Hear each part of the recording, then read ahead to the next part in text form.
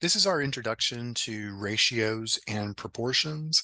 They are actually two different things, but they are kind of built off of the same thing. So when we talk about a ratio, what we're talking about is like cats to dogs. I would say things like, I have 4 cats and 3 dogs.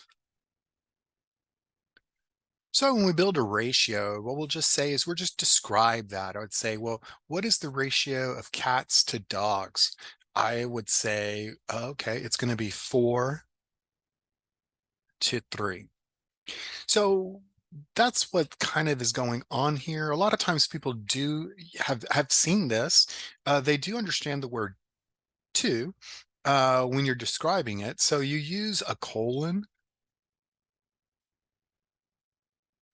sometimes when you describe ratios, and then sometimes you'll see the fraction bar. Like, so for instance, if I say cats to dogs, it'll look like this, though it is possible, and you might see it like this, where they're not using a colon, they're actually using a fraction bar. That's what a lot of people call this. It's not really a fraction. It's not really a division. It's just another way to show the difference between cats and dogs. Now, one of the things that you have to be careful of is there is a reason you kind of use each symbol. So let me describe that. Okay. So when you're using the colon, for instance, you want to describe part to part. What I mean by that is this.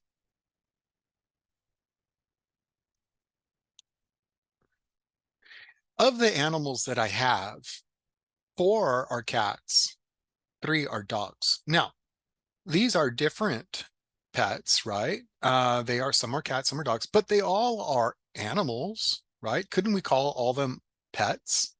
We can call them pets or animals. So here's the thing. Part of my pets are cats. Part of my pets are dogs. This is the reason we would probably use a colon instead of using a fraction bar. When you're describing one part of your pets to another part of your pets. For instance, if I said, hey, there are 10 girls in class and 15 boys. So if I decided to describe this, I'd say, well, what is the ratio of boys to girls? Well, then I would still use the colon, but because I said boys to girls, then I have to make sure to give the boys first because that's what was asked first. So I would say 15 boys to 10 girls. So I would use the colon because, again, part of the class is girls, right? And part of the class is boys. Now, couldn't I call them all students? Sure, I could. And when you start doing that, you're describing something different. For instance, let me give you a description. So again, let's go back to our cats and dogs, okay? Let me go ahead and erase all this and go back to our cats and dogs and start there. Okay, so let's go back to cats and dogs. And we described if I said, hey, what is the ratio of cats to dogs? We drew 4 to 3 and we use this colon. Now, what if the question, instead of what was the ratio of cats to dogs, what if the ratio was like, what is the ratio of cats to all pets? Ah, well, you can see that that's a different type of question, right? Because if I say, what is the ratio of cats to all pets? Well, here's the thing. All pets are the dogs and the cats. So if you're going to build a ratio like that, then what you're really describing is part of the animals, right? Part cats to all pets. So that would be part to whole or comparing to whole. This is a better place where you would use this symbol, the division symbol, because with the division symbol, again, remember with division, right? It's usually part of a whole. That's why we would use this division bar. Because now what we're describing is part to all pets, right? So cats to all pets would be cats is 4. That's the part they're asking me about. To all pets, which is actually 7, right? Because it's going to be cats plus dogs. That gets me to all the pets, right? So I would say part to whole is 4 to 7. 4 to 7. Now, you can still say 2, but a lot of times what you'll hear the word is out of instead, because cats is part of all, right? Out of all the animals, cats is 4 out of all my pets, which is 7, which includes the cats plus some other animals, and they just so happen to be dogs. Let's do another example. Okay, let me give you an example and say, I have 5 girls in my class. I have 7 boys in my class. Okay, now this is just data. I didn't ask you for a ratio. I just gave you some data, some information, right? So now I can ask you a bunch of questions. And let's go ahead and I'm going to ask you a series of questions, okay? I'm going to ask you 3 questions, actually. I'm going to ask you an A question, a B question, and a C question. What I would like you to do is I'm going to ask you a question, and then I would like you to build a ratio for A based on what I ask you. Okay, so let's go ahead and do this. So question 1, which is question A, what is the ratio of boys to girls? Go ahead and pause the video and create a ratio for boys to girls. Okay, did you understand that that was part to part, right? Part boys, part girls. So because I said boys to girls, you have to give it in that exact order, which means boys is first, 7, to girls, use the colon, because again, remember, this is part to part boys, part girls, and the part girls is 5. So 7 to 5. Check that out. All right, let's do it again. I'm going to give you a B question. Okay, here we go. What is the ratio of boys in my class? What is the ratio of boys in my class? Go ahead and pause the video and build a ratio. Okay, do you remember the question? What is the ratio of boys to all students, right? So here's the thing. I have 7 boys in my class, but I'm comparing it to all students, which includes the girls. So what I have to do is now I'm not using the colon. I'm going to use the fraction bar this time. And again, I'm going to compare boys to all students. So actually the first thing, or the thing that goes on top, is the boys, which is 7, right? Now, for all students, it's going to be the boys plus the girls to create a place where I'm talking about all students. Okay, and all students would be how many? 5 plus 7, right? So 12 all complete students. What is the ratio of boys to all students? 7 out of 12. This is how I try to get students to start speaking to me, because it's a nice way to talk. It also reminds me that I'm talking about people or stuff. I'm counting, right? 7 out of 12. I'm actually counting them. 1, 2, 3, 4, 5, 6, 7 out of 8, 9, 10, 11, 12 people, right? Okay, here's another question. Question C. You ready? What is the ratio of girls in my class? What is the ratio of girls in my class? Go ahead and pause the video and make that ratio. Okay, did you make it? Again, here's the question. What is the ratio of girls in my class? Again, I didn't say girls out of all students. I just said, what is the ratio of girls? Now, when they ask you for a ratio, you've got to give 2 answers. That's the only way ratios work. Okay, you have to give 2 responses. The first response has to be what they asked you about, which is, what is the ratio of girls in my class? So the first number I have to give is girls. So I'm going to give the number 5. That's for girls, right? Now, they said the ratio of girls in my class. Well, in my class, that means girls and boys, because together, again, that's all students. That's my class. So I have to put them together again to get to say 5 out of 12. Now, you can look at B and C, right? And you'll say, hey, they both have the same denominator, if you want to call it that. But yeah, because the students, the quantity of students is still the same. I still have 12. 7 so happen to be in B, 7 so happen to be boys, right?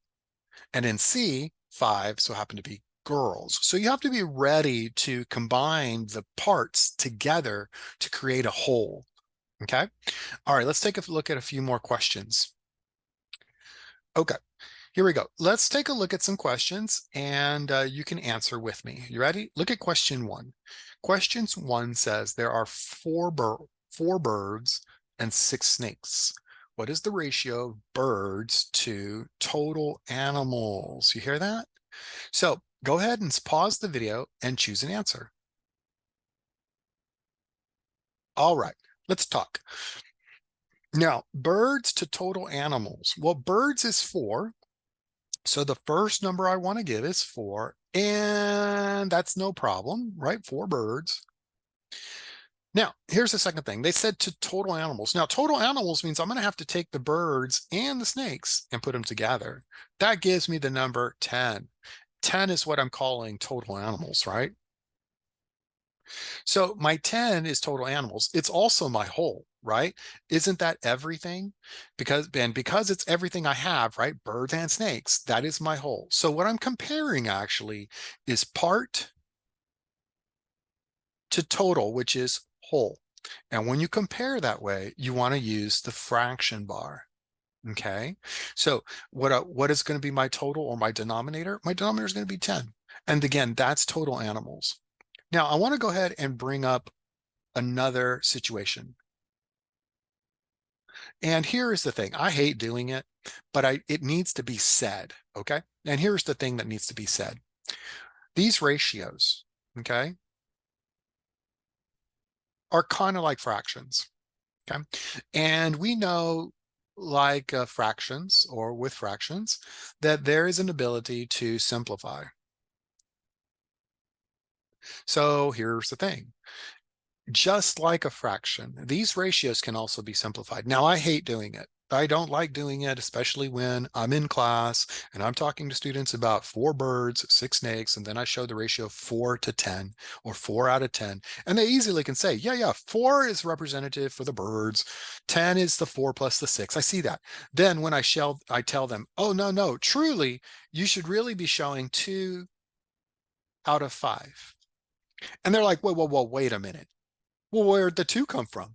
And I'm like, oh, that's the 4 birds. I'm like, well, there's 4 birds. How'd you get to 2? Okay. And that's exactly what I do not like to talk about in class, because here we are moving away from the data itself, right? The data, which is 4 birds and 6 snakes. And now we're talking about numbers. We're talking about math. And I don't like talking about math this way.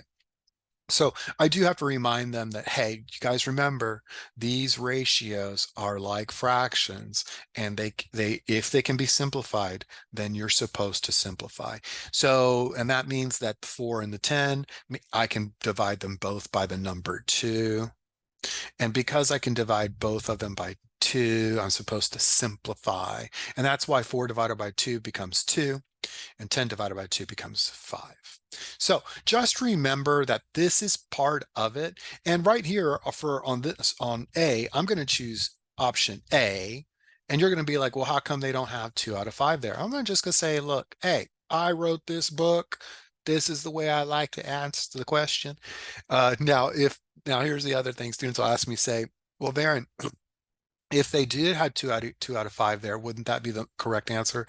And I tell them, yeah, that would truly be the correct answer. Some students will say sometimes like, hey, will they have both on the test, like 4 out of 10 and 2 out of 5? And I'd say, no, you don't have to worry about that on the GED math test. No. The only thing that'll be there is truly 2 out of 5. That's it. Okay. All right, here's another question. Let's look at number 2. Go ahead and read the question and see if you can come up with the answer. Go ahead and pause the video and we'll see if we come up with the same thing. All right, here we go. In a class of 30 students, 14 rode the bus to school. What is the ratio of students who rode the bus? Who rode the bus to school? Who rode the bus to school? And Oh, rode the bus. Oh, I'm sorry. I'm reading it. I'm like, keep reading it wrong. Here we go. Let me go ahead and read this. Students who rode the bus, and then compare that to students who used other types of transportation. So remember, not everybody rode the bus. Only 14 of the students, of the 30 students, rode the bus. So there are others who did not use the bus. And that's what they're asking you about. They're asking you about compare the students who rode the bus to students who did not ride the bus. Okay, well, we know for a fact 14 rode the bus. So we can say, okay, so bus riders, definitely 14.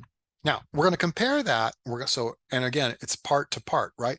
Part people who rode the bus, part people who did not. Now here they gave me a total. I don't use that 30. That 30 doesn't go here because that's everybody. And we know for a fact 14 of those 30 people used the bus. So I don't use the number 30, but I do use it to find out what that missing number is. So I'm going to go ahead and take the 30 that are total, right? And I want to go ahead and subtract out the 14 that I know rode the bus. And whatever's left over, whatever quantity that is, those are people who did not ride the bus. Those are non-bus riders. And 30 minus 14 leaves 16. So 16 people are non-bus riders. 14 people are bus riders. So bus riders to other people, well, that's 14 to 16.